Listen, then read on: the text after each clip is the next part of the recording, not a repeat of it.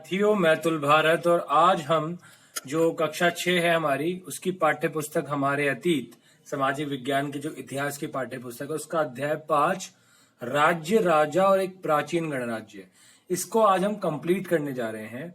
और इसके आज जो चैप्टर है, इस चैप्टर में हम वज्जी साम्राज्य और मगध साम्राज्य के बारे में पढ़ेंगे और किस प्रकार से हम ये जानेंगे कि प्राचीन काल में कैसे कैसे शासक हुआ करते थे। तो हमने इस चैप्टर में पढ़ चुके हैं हम, जिसमें हमने शुरुआत में देखा था कि शंकरन एक बच्चा है और वो कह रहा है कि उसने नाना नानी को वोट डालने जा रहे थे। दरअसल चुनाव केंद्र पर सबसे पहले पहुंचना चाहते थे, जो उनके नाना नानी थे वह सबसे पहले पहुंचना चाहते थे। शंकरन जानना चाहता था कि आखिर वह इतने उत्साहित क्यों थे। उसके नाना जी ने उसे जल्दी में समझाने की कोशिश की कि और आज हम अपने शासकों को चुनाव करने जा रहे हैं। ठीक है, तो हमने अश्वमेध यज्ञ के बारे में बात की थी कि अश्वमेध यज्ञ कैसे क्या होता था और मनुस्मृति में किस प्रकार से 4 वर्णों के बारे में बात की गई है और कैसे कैसे उनके कार्य के आधार पर उनको अलग अलग वर्णों में बांटा गया था। उसके साथ में हमने बात की थी जनपदों की। जनपदों में हमने देखा था कि महायज्ञ को करने वाले राजा अब जन के राजा ना होकर जनपदों के राजा माने जाने लगे थे। ये सारी हमने बातें करी थी। हमने ये भी देखा था कि पुरातत्वविदों ने इन जनपदों में कई बस्तियों की खुदाई की है। दिल्ली में पुराना किला, उत्तर प्रदेश में मेरठ के पास हसनापुर और एटा के पास अंतरजी खेड़ा इनमें प्रमुख है। खुदाई से पता चला है कि लोग झोपड़ियों में रहते थे और मवेशियों तथा अन्य जानवरों को पालते थे। अगर आपने चैनल को अब तक सब्सक्राइब नहीं किया जरूर कर लीजिए। और इससे पहले की वीडियोस में मैंने बहुत क्लियरली बताए हैं, क्वेश्चन आंसर्स बताए हैं। अगर आपने वो वीडियोस नहीं देखी है तो आप जरूर देख लीजिए। चैनल पे अगर आप नए हैं तो सब्सक्राइब जरूर कीजिए और वीडियो को एंड तक जरूर देखिए, तभी आपको वीडियो समझ में आएगा। तो हम आगे चलते हैं कि क्या क्या चीजें थी। हमने महाजनपदों की बात की थी कि करीब 2500 साल पहले, ठीक है, कुछ जनपद अधिक महत्वपूर्ण हो गए। इन्हें महाजनपद कहा जाने लगा। मानचित्र 4 में कुछ महाजनपदों को दिखाया गया है। अधिकतर महाजनपदों की एक राजधानी होती थी। कई राजधानियों में किलेबंदी की गई थी। देखिए, जैसे महानगर होते हैं ऐसी महाजनपद, मतलब ऐसी जगह है जहां पे बहुत सारे लोग रहते हैं, एक तरीके से महाजनपद होगी। तो आपको कंफ्यूज नहीं होना। महानगर जैसे आज के टाइम में दिल्ली एक महानगर है, मुंबई एक महानगर है, ठीक है, ऐसे ही आप देख सकते हैं। बट आज के टाइम, लेकिन ये महाजनपद एक तरीके से स्टेट हुआ करते हैं, जैसे राज्य हैं। और राज्य की जैसे राजधानी होती है, जैसे उत्तर प्रदेश राज्य की राजधानी लखनऊ है और आपने देखा है राजस्थान की राजधानी जो है वो जयपुर है। तो इस प्रकार से अलग अलग राजधानियां रही हैं अलग अलग जनपदों की। तो कई राजधानियों में किलेबंदी की गई थी, अर्थात इनके चारों ओर लकड़ी, ईंट या पत्थर की ऊंची दीवारें बनाई गई थी। ऐसा लगता है कि लोगों ने अन्य राजाओं के आक्रमण से डरकर अपनी सुरक्षा के लिए इन किलों का निर्माण किया। कुछ राजा अपनी राजधानी के चारों ओर विशाल, ऊंची और प्रभावशील दीवार खड़ी कर अपनी समृद्धि के बारे में शक्ति प्रदर्शन भी करते थे। देखो यहाँ पे आप देख सकते हो, ठीक है, मैप है जिसमें जनपद, महाजनपद और नगरों के बारे में है, जिसमें आप देख सकते हो वैशाली है, कौशाम्बी है, मगध है, हसनापुर है, तक्षशिला है, ठीक है, और उज्जैन है, इधर वज्जी भी है, अंग भी है। तो 16 महाजनपदों के बारे में भी हम बात भी करेंगे कौन कौन से थे। और आज इम्पोर्टेंट तो हमने जो मैं आपको बता दूं कि वज्जी और मगध के बारे में ही बात करनी है। तो लेकिन मैं जल्दी जल्दी आपको इसलिए बता रहा हूं ताकि आपको एक बेस बन जाए इस वीडियो में, आप बिल्कुल ब्लैंक ना हो कि हम महाजनपदों की बात कर रहे हैं। और 2500 साल पहले, 2500 साल पहले इस प्रकार से जो जनपद थे, जो नगर थे, वह बड़े हो गए, उनको फिर महाजनपद कहने लगे। और वहां के जो राजा थे वो किस प्रकार से कार्य करते थे, तो उन्होंने अपनी किलेबंदी भी की अपने राज्य की रक्षा के लिए, और उनकी राजधानी भी होती थी। तो इस तरह की विशाल दीवारें बनाने के लिए व्यापक योजना की आवश्यकता होती थी और लाखों की संख्या में, ठीक है, लाखों की संख्या में ईंटों तथा पत्थरों का इंतजाम भी करना पड़ता था। ठीक है, तो ये आपको ये भी एक चीज जानने को मिली कि देखो लाखों की संख्या में ईंट और पत्थरों के इस्तेमाल भी करना पड़ता है। भाई सीधी सी बात है, इतनी बड़ी जो अगर दीवार आपको बनानी है तो उसके लिए काफी सारी ईंटें का इंतजाम भी करना पड़ता था। ठीक है, हजारों स्त्री पुरुषों तथा बच्चों ने इसके लिए अथक परिश्रम किया होगा। तो ये भी है, ये भी चीज है आपके सामने है। तो मैं इसको थोड़ा सा चेंज कर देता हूँ, कलर जो हमारा कलर थोड़ा बेटर हो जाएगा। ये ठीक है। तो इस प्रकार से हमने ये देखा कि इनको काफी सारे संसाधनों की आवश्यकता भी होती थी। अब राजा सेना रखने लगे थे। सिपाहियों को नियमित वेतन देकर पूरे साल रखा जाता था।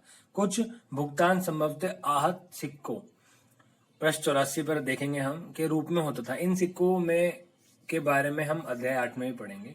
महाजनपदों के राजा ऋग्वेद में उल्लेखित राजाओं से किस प्रकार भिन्न थे, दो अंतर हमें बताने हैं। ठीक है, तो ये हमने पीछे पार्ट किया था, तो हमने इसमें किया था। कर टैक्स होता है, जैसे आपको बताया था मैंने पहले वाले उसमें भी, कि जो टैक्स होता है उसे कर कहते हैं। आज भी हम लोग टैक्स पे करते हैं, बहुत सारे लोग हाउस टैक्स करते हैं, इनकम टैक्स करते हैं, और भी बहुत सारी चीजें, सेल्स टैक्स करते हैं, आयकर को इनकम टैक्स करते हैं। तो कर मतलब टैक्स। ठीक है, तो महाजनपदों के राजा विशाल किले बनवाते थे और बड़ी सेना रखते थे, इसलिए उन्हें प्रचुर संसाधनों की आवश्यकता होती थी। इसके लिए उन्हें कर्मचारियों की भी आवश्यकता होती थी। अतः महाजनपदों के राजा लोगों द्वारा समय समय पर लाए गए उपहारों पर निर्भर न रहकर अब नियमित रूप से कर वसूलने लगे थे।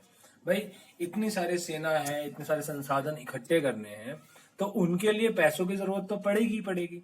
अब वो पैसे कैसे आएंगे? तो जैसे हमारे, अब भी आप देखोगे सरकार के पास पैसा कैसे आता है, वो जनता से ही लेती है, जनता टैक्स पे करती है। ऐसे ही जो राजा थे वो नियमित रूप से कर लगाने लग गए, मतलब रेगुलर टैक्स लगाने लगे। अब उन्होंने कर किस किस चीजों पर लगाया? फसलों पर लगाया। उससे क्या था कि फसलों पर लगाया गया कर सबसे महत्वपूर्ण था, क्योंकि अधिकांश लोग कृषक ही थे। भाई सब लोग खेती करते थे, अपने लिए जीविका जो थी वह खेती से ही इकट्ठा करते थे। प्राय उपज का 1/6वां हिस्सा कर के रूप में निर्धारित किया जाता था।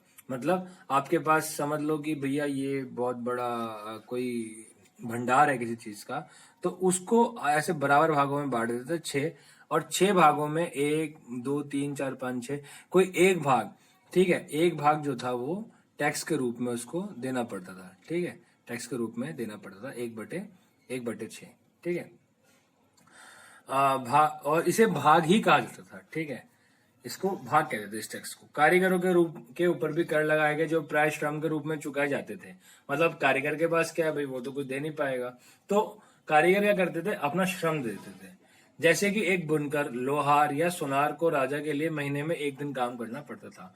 पशुपालकों को जानवरों या उनके उत्पाद के रूप में कर देना पड़ता था। मतलब या तो भैया दूध वगैरह दे दो, या उनसे जो पशुओं से जो चीजें और मिलती हैं, मांस वगैरह मिलता है, दूध मिलता है, और उनके जो ऊन वगैरह बनते हैं भेड़ों से, ये सब देना पड़ता था। व्यापारियों को सामान खरीदने बेचने पर भी कर देना पड़ता था। आखेटकों तथा संग्राहकों को जंगल से प्राप्त वस्तुएं देनी होती थी। जो लोग संग्रह करते थे, आखेटक थे, शिकारी थे, उनको जो जंगल से मिलता था वो सब देते थे। तो आखेटक तथा खाद्य संग्राहक राजा को क्या देते होंगे, ये आपको बताना है। तो बहुत सारे बेर होते हैं, जड़ी बूटियां होती हैं, औषधियां होती हैं, जंगलों में मिलती हैं, कंद मूल वगैरह होते हैं, ये सब होते हैं। कृषि में परिवर्तन मैंने आपको बताया था इसी वीडियो के अंदर। एक्चुअल में ये वीडियो जो है ये नई वीडियो नहीं है, इसके पुरानी वीडियोस हमारी ऑलरेडी चैनल पे अपलोडेड है। तो अगर वो नहीं देखी है तो उसके लिए डिस्क्रिप्शन बॉक्स में मैं आपको लिंक प्रोवाइड कर देंगे हम लोग, मतलब आपको मिल जाएगी जो लिंक है, आप वो उसके थ्रू वो पुरानी वीडियोस देख सकते हैं। तो आपको इजियर हो जाएगा, काफी आसान हो जाएगा इस चीज को लेके। वीडियो आपको कैसी लग रही है ये भी जरूर बताना आप कमेंट बॉक्स में लिख के, और चैनल को सब्सक्राइब तो आपको करना ही है अगर आपके लिए फायदेमंद है वीडियो। तो क्या होता था कि अब जो हल का फाल होता है, आपको बताया था कि हल के अंदर जो नीचे जो जमीन के अंदर गड़ती है जो चीज, जिससे जमीन खुदती जाती है, अब वो लकड़ी की बजाय लोहे का हो गया था इस टाइम पे। और इससे फसलों की उपज जो थी वो बढ़ गई थी, कि आसानी से खेत को जोतने का काम होता था। अब दूसरे लोगों ने धान के पौधों का रोपण शुरू किया, अर्थात खेतों में बीज छिड़क कर धान उपजाने की बजाय धान की पौध तैयार करके उनका रोपण शुरू किया। इससे पहले बीज डालते थे चावलों के, धान तो आपको पता है चावल होता है, बट उसके बाद में क्या किया, पहले छोटे छोटे पौधे बना लिए, जैसे आज भी हम लोग रोपते हैं। और इससे क्या होता था कि इससे पैदावार बढ़ जाती थी। ठीक है, इसमें कमर तोड़ परिश्रम लगता था ये काम ज्यादातर, क्योंकि पुराने में क्या था कि अब पहले की तुलना में बहुत ज्यादा पौधे जीवित रह जाते थे, इसलिए पैदावार भी ज्यादा होने लगी। इसमें कमर तोड़ परिश्रम लगता था, ये कम ज्यादातर दासी करते थे। भूमिहीन खेतीहर मजदूर कम जो थे, कमकार जिसे कहते हैं, जिनके जो अभी भी बहुत से ऐसे जगह हैं आप गांव में देखेंगे जिनके पास खुद की जमीन नहीं होती है, दूसरों के खेतों में काम करते हैं, उनके पास खुद की भूमि नहीं होती, वो खेतिहर मजदूर होते हैं, उनको कमकार कहते थे उस समय। तो अगर यही आ जाए कि कमकार क्या होता है तो आपको पता होना चाहिए कि भाई भूमिहीन मजदूर कृषि। अब ये देखो सूक्ष्म निरीक्षण है मगध राज्य का और वज्जी राज्य का, ये थोड़ा इंपॉर्टेंट है और इसी को कंप्लीट करने के लिए हमने आज ये चैप्टर स्टार्ट किया। तो मानचित्र 4 में क्या है कि पृष्ठ 49 में मगध ढूंढो। हमने अभी देखा था मगध जो है वो बिहार और हम आजकल का जो बिहार यूपी है उसके पास में पड़ता है मगध साम्राज्य, ठीक है, गंगा जी के किनारे। लगभग 200 सालों के भीतर मगध सबसे महत्वपूर्ण जनपद बन गया, मतलब सबसे महत्वपूर्ण शहर बन गया। क्या जो मगध था कैसे बन गया, अब मैं आपको बताता हूँ, ठीक है। गंगा और सोन जैसी नदियां, अभी मैंने बताया आपको गंगा नदी के किनारे है, ठीक है। तो गंगा और सोन जैसी नदियां जो थी वह मगध से होकर बहती थी। तो यातायात के लिए भैया इनका यूज होता था, जल वितरण होता था इससे, जमीन को उपजाऊ बनाने के लिए बहुत महत्वपूर्ण थी। मगध का एक हिस्सा जंगलों से भरा था। अब भाई जंगलों से तो आपको पता है बहुत सारी चीजें मिलती है। इन जंगलों में रहने वाले हाथियों को पकड़कर उन्हें प्रशिक्षित कर सेना में भी लाया गया। अब देखो हाथियों को ट्रेन किया गया सेना के लिए। यही नहीं, जंगलों से घर, गाड़ियां तथा रथ बनाने के लिए लकड़ी भी मिलती थी, ठीक है। इन सब चीजों के लिए भी क्या मिलती थी, लकड़ी मिलती थी। इसके अलावा इस क्षेत्र में लोह अयस्क की खदानें थी। अभी भी आप देखोगे कि बिहार, झारखंड और इन क्षेत्रों में क्या है, लोहा आपको मिलता है, ठीक है। और इन लोहे से क्या होता है, मजबूत औजार और हथियार बनाने के लिए उपयोगी हो गया। मगध राज्य इस प्रकार से आगे बढ़ा। आपको पता होना चाहिए कि देखो वहां पे नदियां थी, यातायात के लिए जंगल थे, जिसमें हाथी और लकड़ियां वगैरह बहुत सारे जानवर मिले हमें, जिससे इन्होंने अपनी सेना बनाई और बहुत सारे काम किए। और आप यहाँ पे ये भी देखेंगे कि यहाँ पे लोहे की खदानें थी, लोहा इसकी खदानें थी, जिससे इनको मजबूत हथियार बनाने के लिए लोहा मिला। अब मगध में दो बहुत ही शक्तिशाली शासक बिंबिसार तथा अजात शत्रु, ठीक है, अजात शत्रु या अजात शत्रु, ये बहुत इंपॉर्टेंट नेम है, बिंबिसार तथा अजात शत्रु, ठीक है, हुए। अन्य जनपदों को जीतने के लिए ये हर संभव साधन अपनाते थे, ठीक है। महापद्मानंद एक और महत्वपूर्ण शासक थे। उन्होंने अपने नियंत्रण का क्षेत्र इस उपमहाद्वीप के उत्तर पश्चिमी भाग तक फैला लिया था। बिहार में राजगृह, आधुनिक राजगीर, मतलब जो आज का जो राजगीर है, ठीक है, कई सालों तक मगध की राजधानी बना रहा।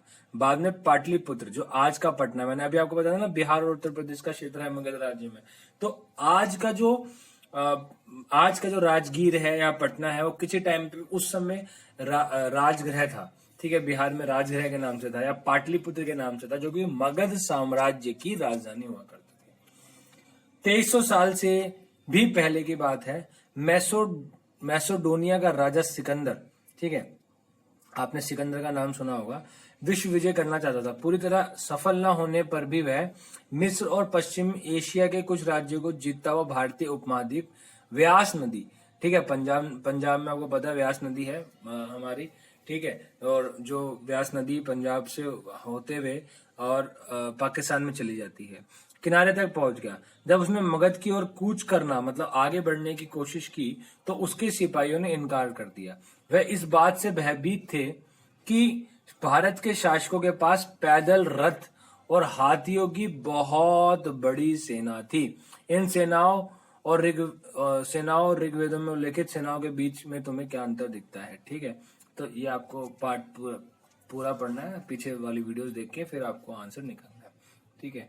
तो अभी आप समझ सकते हो कि सिकंदर भी कैसे डर गया था। अब वज्जी मैंने अभी आपको दिखाया था, वज्जी जैसे कि आपने ऊपर पढ़ा कि मगध एक शक्तिशाली राज्य बन गया था, उसके नजदीक ही वज्जी राज्य था। वो भी अभी आजकल के आधुनिक समय में आप देख सकते हैं कि वो बिहार और जो पश्चिम बंगाल राज्य है भारत के, इन दोनों के बीच के आसपास के क्षेत्र में ये वज्जी जनपद था, वज्जी राज्य था, साम्राज्य था, जिसकी राजधानी वैशाली हुआ करती। देखिए वैशाली मतलब बिहार के अंदर वैशाली, ठीक है।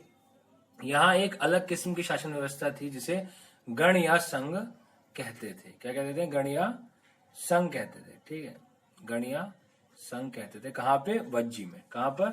वज्जी में, ठीक है।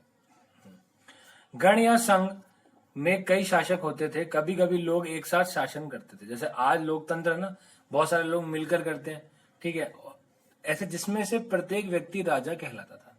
ये सभी राजा विभिन्न अनुष्ठानों को एक साथ संपन्न करते थे। लेकिन ये ना मिलीजुली एक तरीके से सरकार हो गई कि काफी सारे राजा मिलकर, जैसे गण संघ जैसे आज भी ये है, ठीक है, और मिलकर राजा मिलके राज करते हैं। लेकिन यहाँ पे है कि राजा नहीं है, यहाँ पे जो संसद में लोग बैठे हुए वे आपके प्रतिनिधि है, चुने हुए। आप 5 साल बाद अगर वो अच्छा काम नहीं करते तो आप उनको बोल सकते हो कि भैया वापस आ जाओ, हम दूसरे व्यक्ति को चुनेंगे, ठीक है।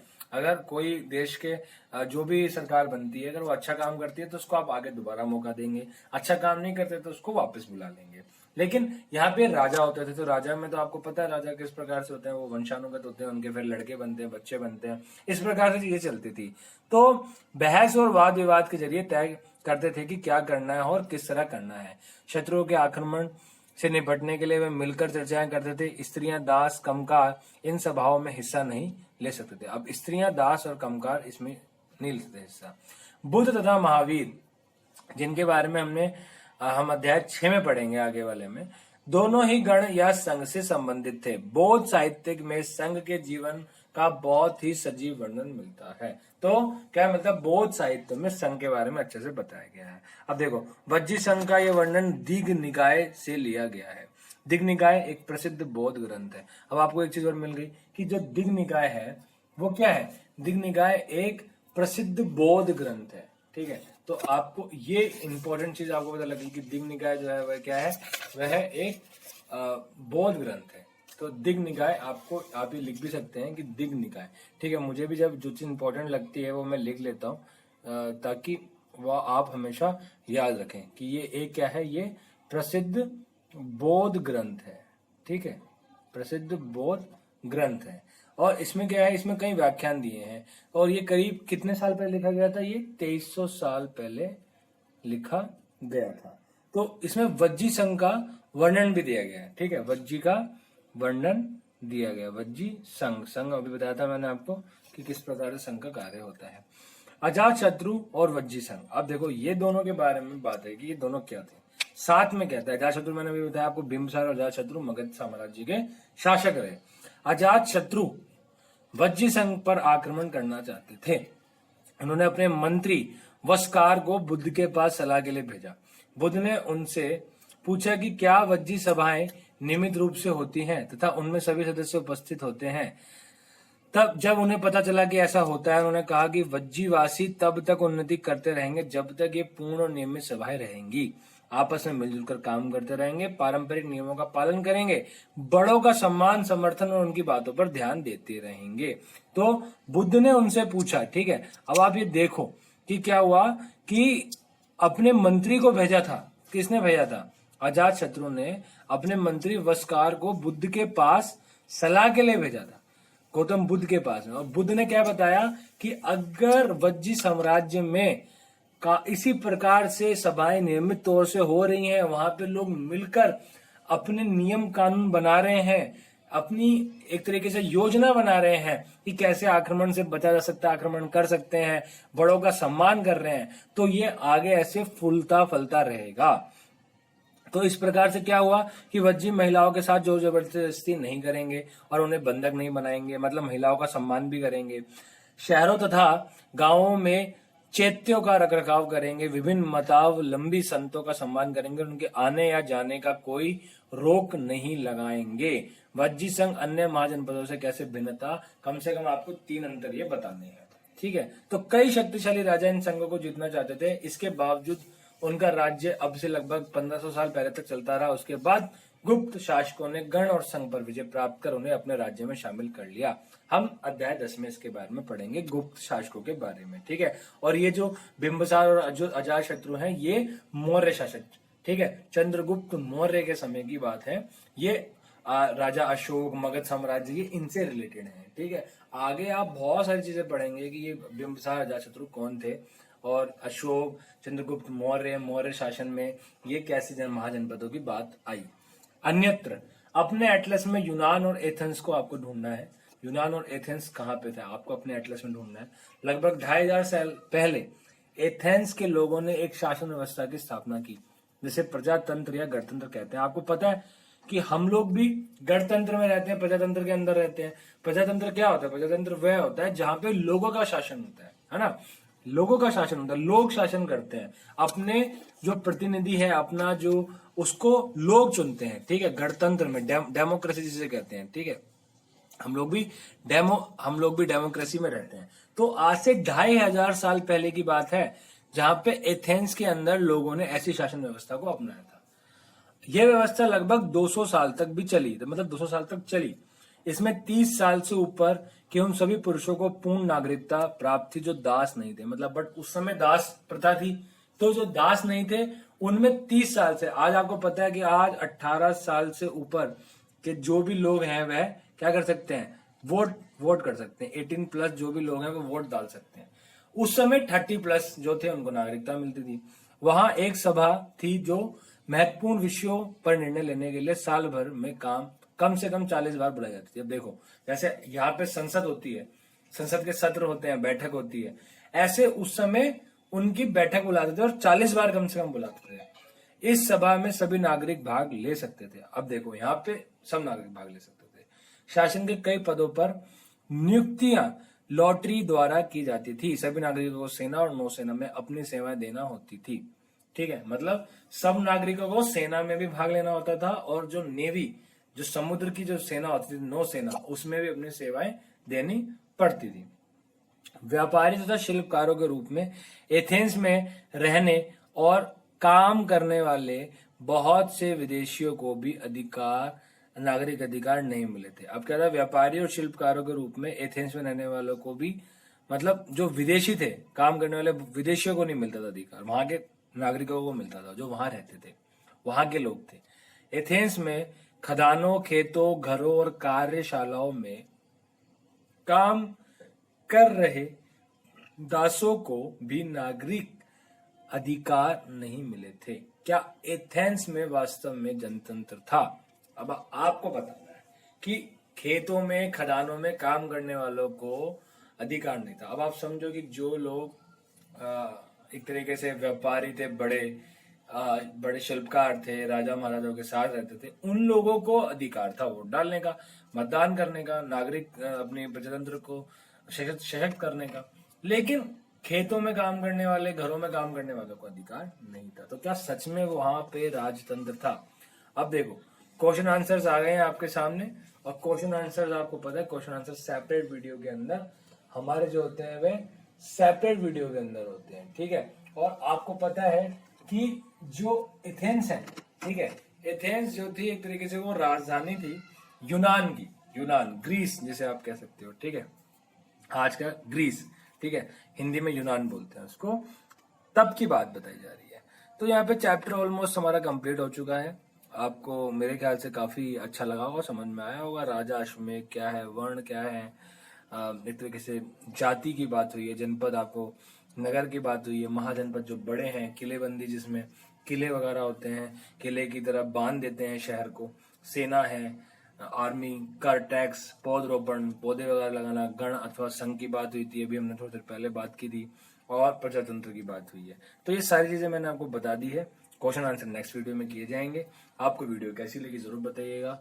और एक बहुत प्यारा सा मैसेज है आपके लिए कि वीडियो के एंड में अभी मैं आपको मेडिटेशन के लिए कुछ लिंक बताऊंगा जिससे आपके पढ़ाई बहुत अच्छी हो जाएगी। सो आपको पढ़ने के साथ साथ मेडिटेशन भी करना है ताकि आप अपनी पढ़ाई पे अच्छे से फोकस कर सकें। तो ये आपके लिए है मैसेज जो कि अभी स्क्रीन पे आएगा, और उसके लिंक आपको डिस्क्रिप्शन बॉक्स में भी मिलेंगे।